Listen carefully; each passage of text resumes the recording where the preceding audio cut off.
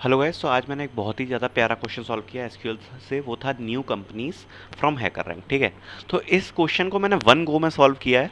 तो अब मैं आपको बताता हूँ कि ये जो मैंने वन गो में सॉल्व किया तो मैंने कैसे सॉल्व किया, मतलब मैंने क्या अप्रोच यूज़ करी, मैं किसी क्वेश्चन को सॉल्व करने के लिए कैसे सोचता हूँ, मैं आपकी भी थॉट प्रोसेस उसमें डेवलप करवाना चाहता हूँ। ठीक है, तो इस टाइप के क्वेश्चन सबसे पहले मैं बता दूँ कि कंपनियों के लिए बहुत इंपॉर्टेंट है।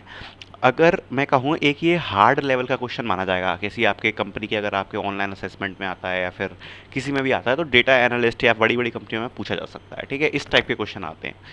ठीक है, तो अब देख लेते हैं क्वेश्चन क्या कह रहा है। ये कह रहा है कंपनी चालू हो रही है जिसकी हायरार्की कुछ ऐसी है। सबसे पहले फाउंडर आता है, फिर लीड मैनेजर आता है, फिर सीनियर मैनेजर आता है, फिर मैनेजर आता है, फिर एम्प्लॉय आता है। ठीक है, इन सब की आपको इंडिविजुअल इंडिविजुअल टेबल्स गिवन है। ठीक है, टेबल गिवन है आपको। सारी ये जो पोस्ट हैं इन सभी पोस्ट की इंडिविजुअल टेबल्स गिवन है। अपन को आउटपुट में देना है, क्या देना है, सबसे पहले कंपनी का कोड, उसके फाउंडर का नाम, then total number of lead manager, total number of senior manager, total number of manager, देखो, total number of manager, total number of employee, and order करना है ascending order by the company code. ठीक है, तो जब भी आप किसी एसक्यूएल के क्वेश्चन को सॉल्व करो सबसे पहले आपको क्या चीज़ देखनी है कि आपको प्रिंट क्या क्या कराना है। अगर आपने इतना काम सोच लिया आपका 40% क्वेश्चन डन है। ठीक है, तो सबसे पहले कहता है कि भाई कंपनी का कोड प्रिंट कराना है। देखो, इस टाइप के क्वेश्चन में जब मल्टीपल टेबल्स गिवन होती है ना, तो आप एक काम किया करो, ये 1 2 3 4 5 ये पांचों टेबल की एलाइज बनाना बहुत जरूरी है क्योंकि कंफ्यूजन हो जाता है। ठीक है, तो एलाइज हम बनाएंगे पांचों टेबल की अलग से। ठीक है, एलियास हमने बना दी, फिर उसके बाद क्या कह रहा है, write query to print the company code.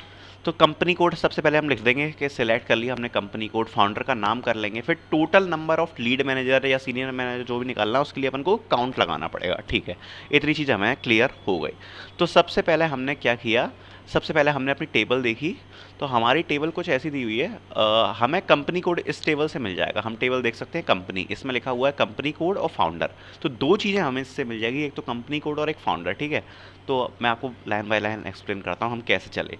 तो मैंने लिखा select C dot company code और सी डॉट फाउंडर। ठीक है, ये चीज़ हमें मिल गई। अब ठीक है, अब दो चीज़ें हमारी सिलेक्ट हो चुकी हैं, क्लियर, अब उसको भूल जाओ। ठीक है, क्या क्या हमने सेलेक्ट कर लिया, कंपनी कोड हो गया भाई, फाउंडर हो गया। अब कह रहा है total number of lead managers.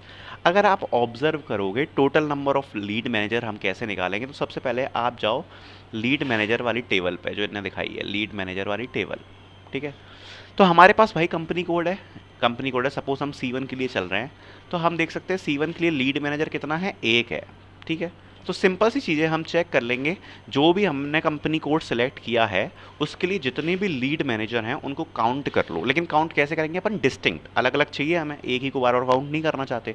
ठीक है, तो सिंपल सी चीज़ हो गई, इसको भी हम डिस्टिंक्ट करके काउंट कर लेंगे। ठीक है, अगली चीज़ बताओ, अगली चीज़ क्या है, अगली चीज़ है total number of senior manager. ठीक है, अब सीनियर मैनेजर की टेबल पे गए, एक एक आप देख रहे हो, स्टेप बाय स्टेप आगे बढ़ो, एक एक चीज़ पढ़ते जाओ कि वो क्या पूछ रहा है। सीनियर मैनेजर जैसे कंपनी कोड C1 है, तो C1 में हम देख सकते हैं ये दो सीनियर मैनेजर हैं, SM1 और SM2, तो हम ऐसे काउंट कर लेंगे। ठीक है, and so on, manager count करना है, मैनेजर के लिए हम C1 चेक करेंगे तो ये एक मैनेजर है। C1 में हमने देखा एम्प्लॉय चेक करेंगे तो ये दो एम्प्लॉय हैं, तो ऐसे हम काउंट करके दे देंगे। सिंपल सी चीज़ है, हमारा क्वेश्चन सॉल्व हो जाएगा। कई बच्चे क्या होते हैं, कितने बड़े क्वेश्चन देके कंफ्यूज हो जाते हैं, यार क्या करना है, कंफ्यूज हो जाता है। जो नॉर्मल बेसिक्स हैं उन्हें मत भूलो। ठीक है, अब मैं आगे चलता हूँ, कुछ आपको बताता हूँ कि इसमें क्या चीज़ें इंपॉर्टेंट है।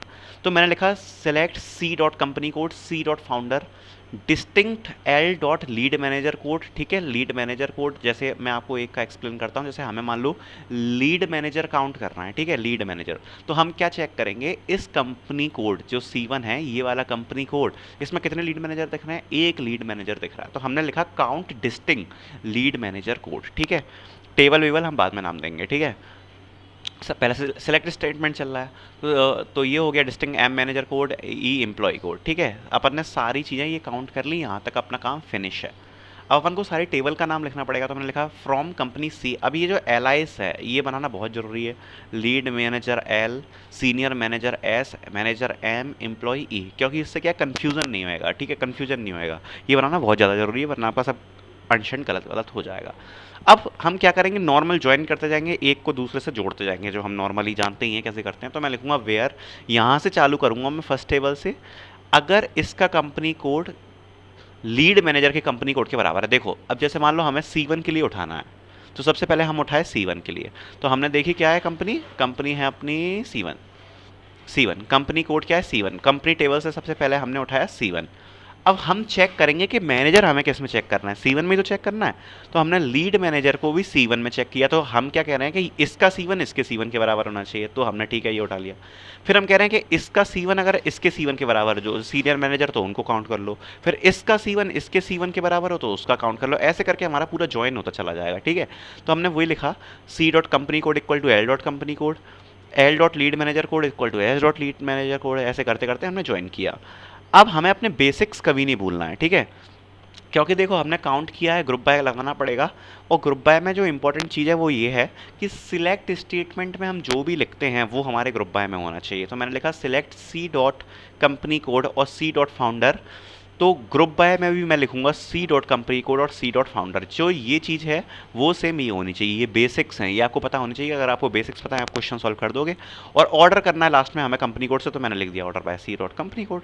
तो ऐसे आपका क्वेश्चन सॉल्व हो चुका है। तो इसमें मैंने कोई भी एक्स्ट्रा चीज़ यूज़ नहीं करी, बिल्कुल बेसिक्स यूज़ करें। क्या करना है, हमें स्टेप बाय स्टेप क्वेश्चन में बढ़ना है और आप क्वेश्चन को सॉल्व करोगे, सबमिट करोगे, सबमिट हो जाएगा। सो ये था ये क्वेश्चन, न्यू कंपनीज आप जाके चेक कर चुके हो, क्वेरी आपको डिस्क्रिप्शन में मिल जाएगी। Thank you.